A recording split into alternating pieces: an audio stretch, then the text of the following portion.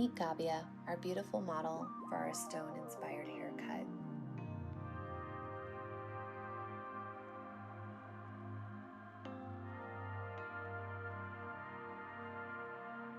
There's beauty in simplicity, and you'll see me work with two easy sections, a triangular section encompassing the fringe and an elongated chevron section encompassing everything else above the parietal ridge with a point that falls just below the round of the head.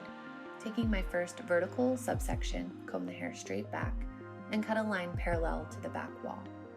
My goal is to work square both horizontally and vertically. I continue working vertical subsections, directing subsection 2 to 1, 3 to 2, 4 to 3. Subsection 4 becomes stationary and everything in front of 4 is directed straight back to 4. This will preserve Gabia's length and density in the front while removing bulk from the back with a beautiful little bevel that complements her bone structure. The ends will drop out to preserve her strong external shape, and the layering creates a softness within the haircut. This is truly the inspiration we had from a river rock. It has a strong, firm shape, but if you hold it in your hand, it is soft. So here you see the play of both hard and soft.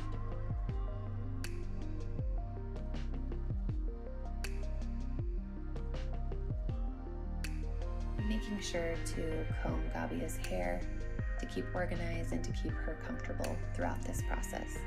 Now working on the right side, I will be intentional to take the same section sizes, and I encourage you to count if you need to. I know it really helps me to stay organized and consistent within my haircuts. Continuing to work vertical,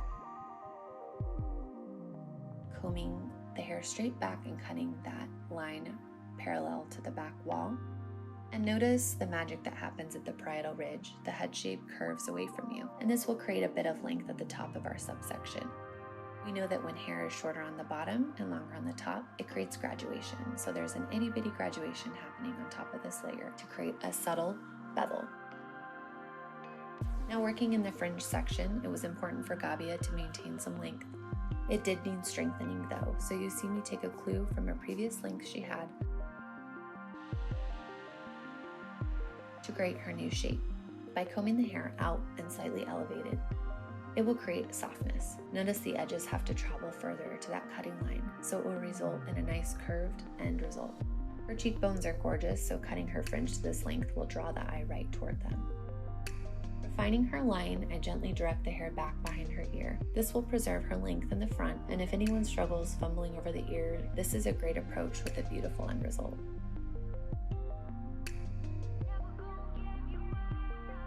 Now lastly, dropping this final section, I comb the hair to its natural fall, and if anything happens to hang over your cutting line, refine to tie it in.